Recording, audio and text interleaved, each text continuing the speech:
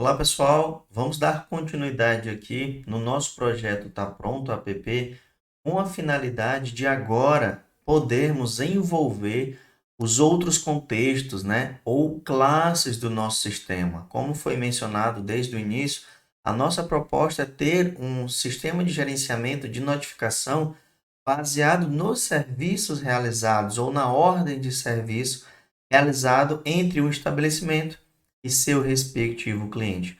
Então, ao longo dessa nossa jornada, nós estressamos um conceito de engajamento a desenvolvimento de software, sempre visando uma entidade ou um contexto denominado de serviço. Mas agora nós teremos que envolver, né, as classes complementares deste nosso cenário. Então, aqui inicialmente, nós já temos na nossa camada de modelo estas respectivas classes. E como vocês vão poder perceber, todas elas, quando se refere a classes de modelo, são classes que estão relacionadas a contexto da tua aplicação, por exemplo, cliente, serviço, nota fiscal, faturamento, né, lançamento, todas essas classes terão uma mesma estrutura, que é uma definição e seus respectivos atributos ou características. Depois, é claro, nós teremos as classes de repositório, classes de serviço, que contém regra de negócio, e os nossos controllers, que são as APIs. Mas nesse primeiro momento, nós iremos focar em classes de modelo, tá bom? E aqui eu já tenho previamente mapeada, né, as nossas classes cliente e assim por diante. Então, observe que a nossa classe cliente ela vai ter algumas características pertinentes a um cliente.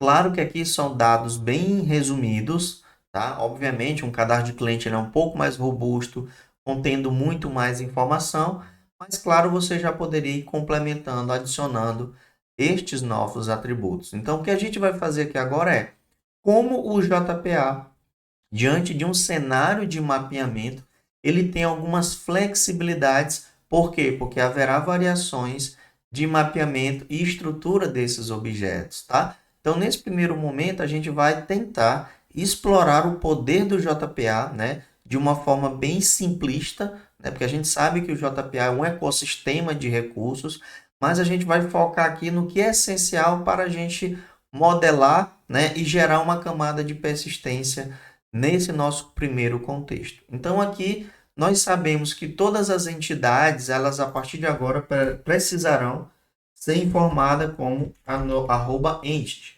Então, essa simples informação determina que agora ela é uma entidade. Outra coisa é que a gente precisa dizer qual atributo vai ser o ID. Então, eu venho aqui e digo que o atributo ID é esse nosso integer ID. Então, eu vou colocar aqui ID e assim por diante. Essas duas informações, pessoal, determinam que agora esta classe ela é uma entidade. Mas a gente precisa fazer um pouquinho mais de configuração explícita se o nome da nossa tabela for diferente do nome da nossa classe. Então, eu venho e coloco aqui @table, né? Veja só. Eu digo qual é o nome da tabela, vai se chamar tab cliente, ok? Esse nosso ID, nós é que iremos gerar o ID do cliente ou a gente vai querer que esse ID seja gerado pelo banco de dados? No nosso caso, o Postgres.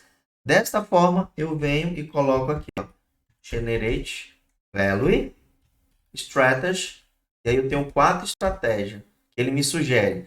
Você quer identity, auto, sequência, table ou o ID? Nós, no caso, nós iremos usar o mais conveniente, que é o identity. Então, dessa forma, o banco de dados vai dizer o seguinte: eu preciso gerenciar uma identidade para cada registro inserido nesta tabela, tá bom? Claro que depois você pode explorar um pouquinho mais das estratégias de geração de ID no seu banco de dados, tá bom?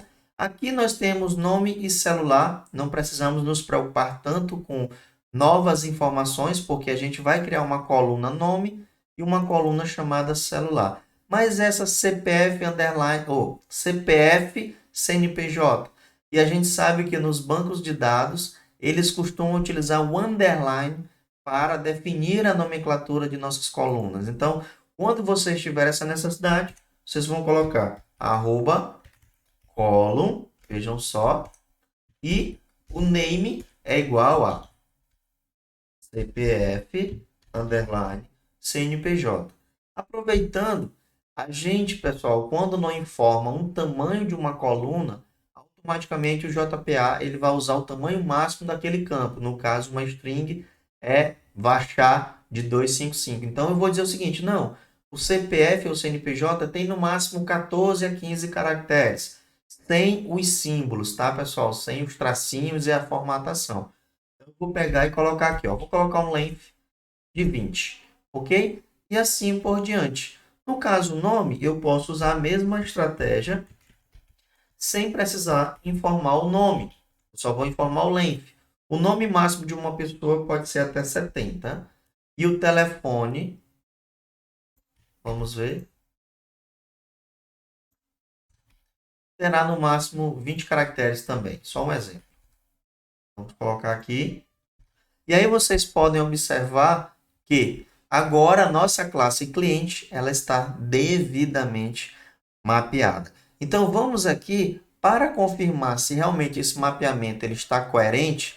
A nossa referência é executamos a aplicação onde nosso application properties ele está delegando o JPA para verificar qualquer mudança no nosso mapeamento, no caso esse comando aqui. E aí, com o update, a ideia é que ele vá e crie ou modifique a nossa tabela de cliente. Então, eu vou vir aqui, executar a nossa aplicação.